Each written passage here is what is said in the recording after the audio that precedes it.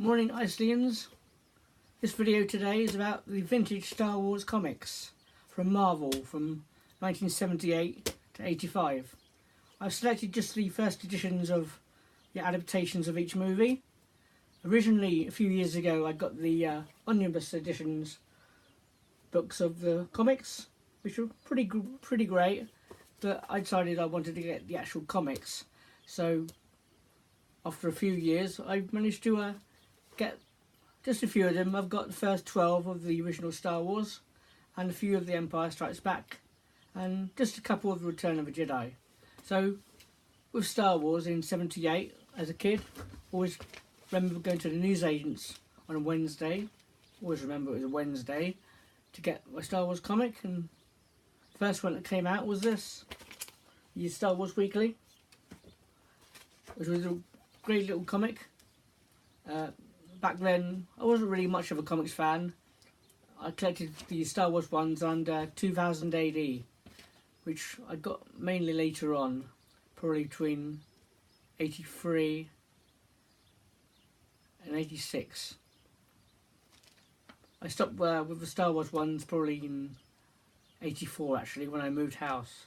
But they were really great comics back then, and always look forward to every week to go to newsagents and get it. And it's one of the main reasons we could get Star Wars news back then.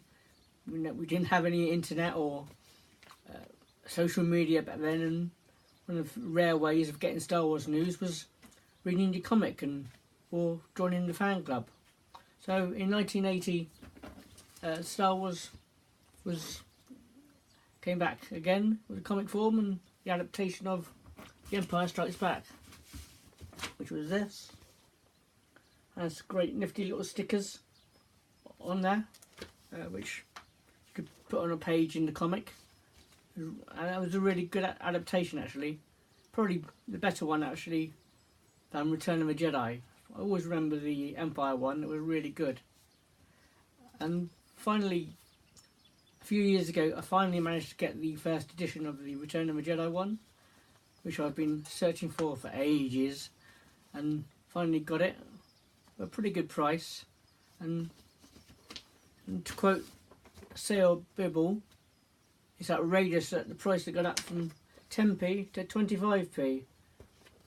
Extortionate really, but for a kid it's 25p, because pocket money wasn't really that large back then. But I didn't really get much of the Return of the Jedi comic back then.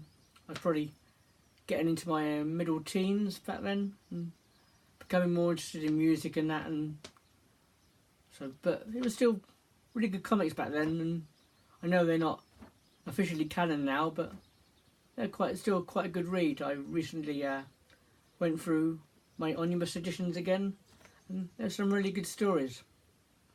Oh, anyway, that's a video on the comics. I hopefully have some more videos up this weekend. May the Force be with you, and goodbye.